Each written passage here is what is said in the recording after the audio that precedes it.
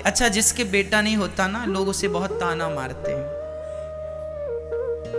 आज भी हम बड़े पढ़ लिख गए हैं, 21वीं सदी में है मेरी माँ, पर फिर भी आज के युग में भी लोगों की विचारधारा बदली नहीं है, सोच बदली नहीं है।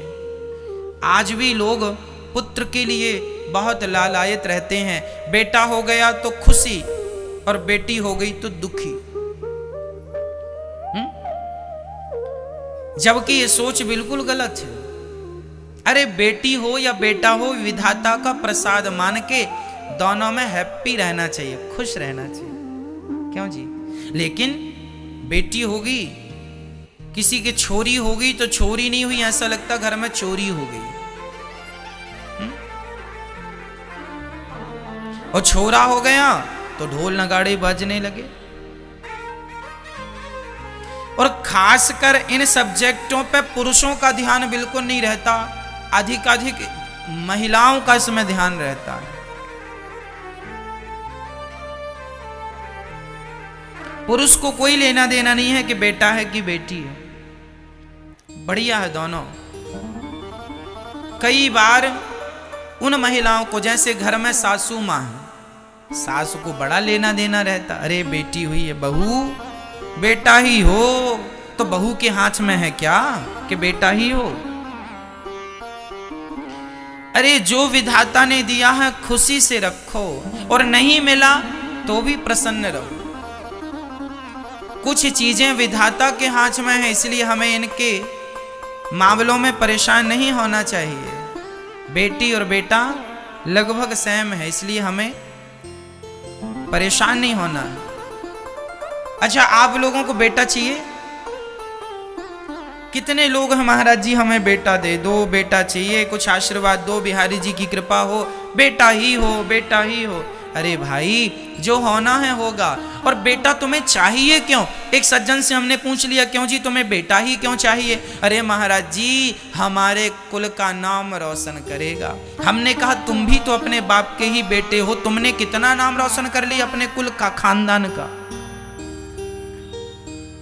तुमने कितना कर लिया? तुमसे हुआ नाम रोशन? क्या बच्चे से उम्मीद लगाए बैठे हो? अरे भाई, बच्चे क्या रोशन करेंगे कुल को? आप खुद ही क्यों नहीं अपने कुल को अमर कर लेते? नाम रोशन आप खुद ही क्यों नहीं कर लेते? क्या स्वामी विवेकानंद जी ने अपने पुत्र का इंतजार किया था कि बेटा ही आएगा तब नाम रोशन होगा देश का या मेरे कुल का, खानदान का? क्या तुलसीदास जी ने भी पुत्र का इंतजार किया था कि पुत्र आएगा तो रामचरितमानस लिखेगा? क्या सूरदास जी ने भी इंतजार किया था? बोलो, तो तुम क्यों इंतजार कर रहे हो? जो करना है तुम खुद ही करो ना। नाम रोशन करना है कुल का, कुछ ऐसा कर लो ना कि नाम हो जाए। बेटा करेगा नहीं करेगा, कौन गारंटी लेगा इस बात की? इसलिए जरूरी नहीं है कि नाम रोशन करने के लिए पुत्र चाहिए। आप जहां हैं, जितने हैं, जैसे हैं, उसी से बहुत कुछ हो सकता है। क्या मीराबाई को पुत्र की जरूरत पड़ी नाम रोशन करने के लिए? कुल का, खानदान का या स्वयं का? बताओ, मुझे जवाब दो। क्या मीराबाई को बेटे की जरूरत पड़ी खानदान को रोशन करने के लिए? हाँ या ना? नहीं। तो फिर आपको क्यों जरूरत है बेटे की? जो दे विधाता रख लो, नहीं तो परमात्मा का नाम जपने के बाद कुछ पाने की इच्छा नहीं रह जाती। एक उन्हें पा लिया तो फिर किसी को पाना शेष नहीं है, सब मिल गया। इसका जीता जागता उदाहरण मीराबाई है। मीरा के कोई संतान नहीं थी तो नाम बताओ। लेकिन फिर भी आज तक अमर है। और तुम्हारे 10-10 बच्चे हो जाएं तो पड़ोसन नहीं जानती तुम्हें कौन हो तुम। क्यों जी?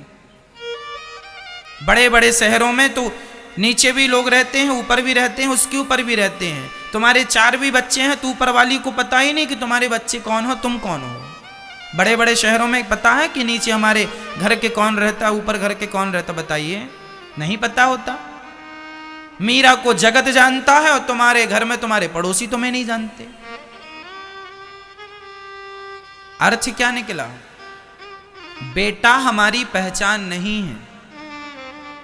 हमारी पहचान है हमारा स्वभाव, हमारा नेचर, हमारे संस्कार।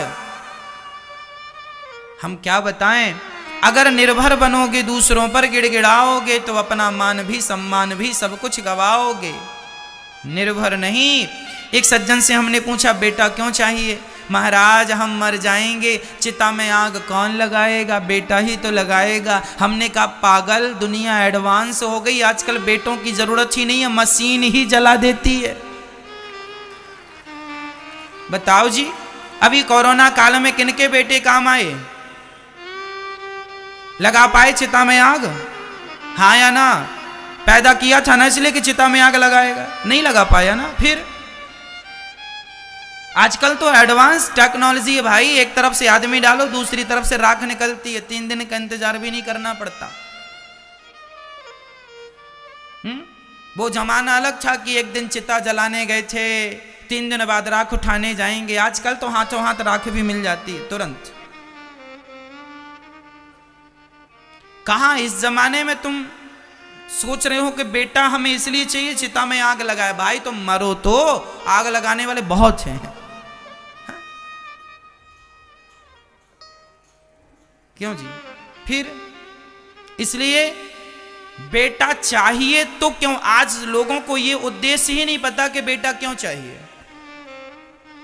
आज मैं आप सबसे मेरा सवाल है, बताइए आपको बेटा क्यों चाहिए? आप कहेंगे कि मेरा कुल का नाम रोशन करे इसलिए बेटा, ये जवाब गलत है। आप कहेंगे मेरी चिता को आग कौन लगाएगा, ये भी जवाब भी गलत है। महाराज जी मेरे बुढ़ापे का सहारा बनेगा बेटा। अच्छा,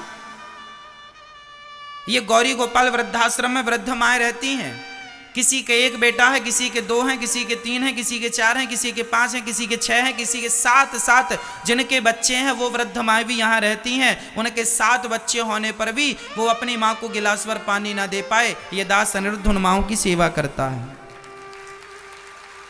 तुम कहते हो कि बेटा बुढ़ापे में सहारा बनेगा, तो जिनके बेटे हैं उनके कौन से सहारा बनेगा बेटे? 5 बच्चों के होने पर भी 2 रोटियां मां के नाम पे नसीब नहीं है मां को। तो तुम बच्चे पैदा करने में लगे हो इसलिए कि बुढ़ापे का सहारा बनेगा। पहले देख लो।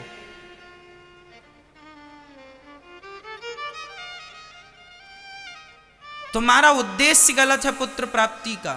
मैं बताता हूं कि पुत्र क्यों चाहिए, बेटा क्यों चाहिए। बेटा मेरा सहारा बनेगा, ये थिंकिंग, ये सोच, ये विचारधारा, ये पुरानी सोच है। अपडेट करो अपने आप को। आजकल कोई बेटा किसी माँ बाप का सहारा नहीं बनता। बनते हैं, अरे चलो मैं कहता हूं बनते भी हैं। तो क्या तुम्हारे दर्द को बेटा बांट लेगा? तुम्हारे बुढ़ापे की तकलीफ को बेटा बांट लेगा? अरे बुढ़ापे पांव में कांटा मेरे चुभा, दर्द मुझे होगा, बेटे को नहीं होगा। क्यों नहीं समझते इन बातों को? बुढ़ापा तुम्हें गुजारना है, बेटे को नहीं। बेटे का आएगा तो बेटा गुजारेगा। तुम कहते हो बेटे मेरा बुढ़ापे में सहारा बनेगा।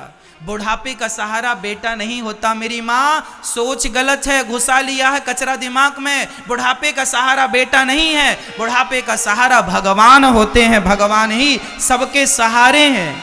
मेरे तो गिरधर गोपाल, दूसरों ना कोई। तुमने कचरा बिठा रखा अपनी खोपड़ी में।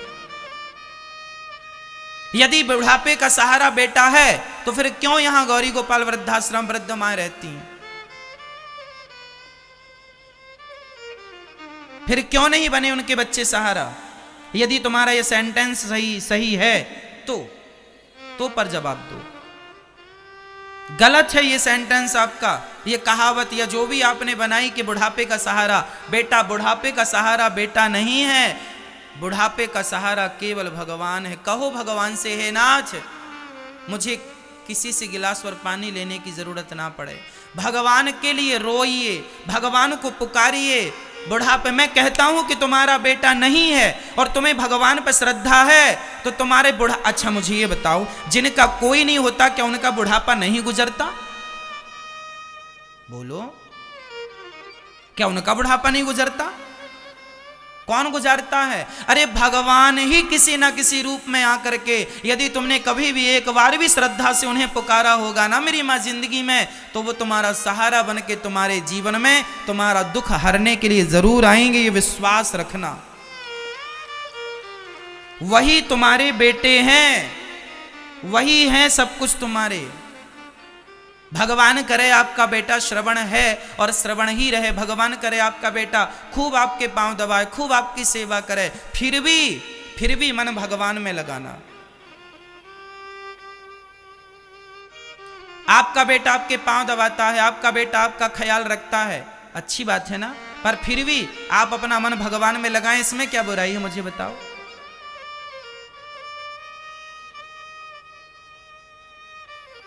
भगवान ही सत्य है इस सृष्टि का, कोई काम नहीं आता। द्रौपदी के सामने बैठे तो थे खुद के पति 5-5, भरी सभा में दुशासन साड़ी खींच रहा है, द्रौपदी पुकार रही है, कोई तो बचाओ, गुरुजी बचाओ, पितामह जी बचाओ, अर्जुन बचाओ, भीम बचाओ, नकुल बचाओ, युधिष्ठिर बचाओ, सहदेव, कोई नहीं आया। बैठी तो थी सब, प्रत्यक्ष प्रमाण है, इतिहास को नकार दोगे क्या? कौन आया? यदि द्रौपदी के नहीं आए 5-5 पति संकट में तुम्हारे आ जाएंगे। क्यों नहीं समझते हैं लोग? तुम्हें बेटों का घमंड है, बेटा आएगा, हैं जिनके 5 उनके कहां आ रहे हैं। इसलिए जब कोई नहीं आया द्रौपदी के सामने, तब द्रौपदी ने दोनों हाथ उठा दिए, हे गोविंद। द्रौपदी जानते हैं मेरी मां, हम सबके लिए सबक बन गई कि देखो दुनिया वालों, तुम भी दुनिया वालों पे पूरा विश्वास करते हो, पर परिणाम उस विश्वास का ये है कि मैं बुला रही हूं पर कोई देखने को भी तैयार नहीं है। और एक आवाज लगाई, जरा गोविंद आओ। बस उसी समय भगवान द्वारिकाधीश द्वारिका में बैठे भोजन कर रहे थे। रुक्मणी जी गरम गरम रोटियां परोस रही थी और थाली सामने थी। रुक्मणी जी बार बार कहें गोविंद खा लो, ठंडा हो रहा भोजन। अब द्वारिकाधीश कैसे बताएं कि रुक्मणी रुक जरा, वहां मेरी बहन लुट रही है। तो किसी ने कहा जल्दी से जाते क्यों नहीं है प्रभु?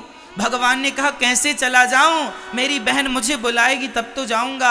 अरे भगवान ने आने में देर नहीं लगाई मेरी माँ, द्रौपदी माँ ने बुलाने में देर लगाई है। तुमने बुलाया ही देर से है, इसलिए वो आए देर से हैं। सही वक्त में बुलाया होता तो इतनी भी जितनी खिंच गई वो भी तो ना खिंचती।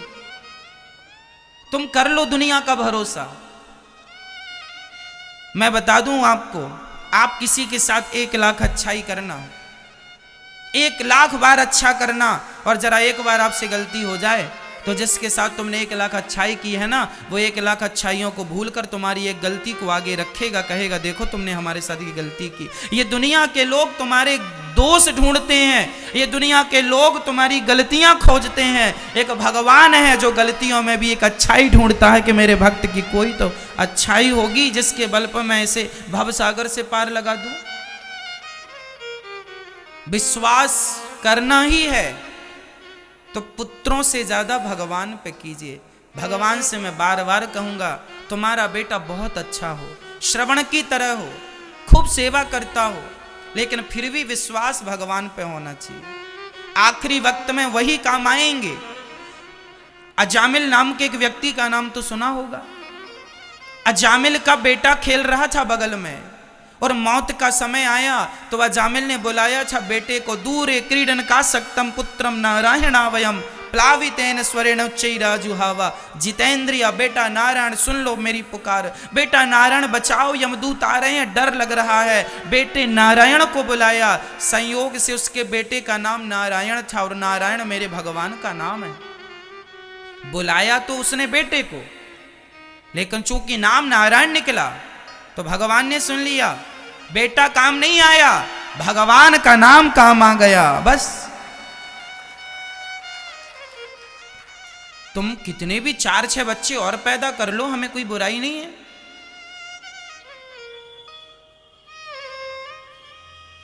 परंतु काम केवल भगवान ही आने वाले हैं।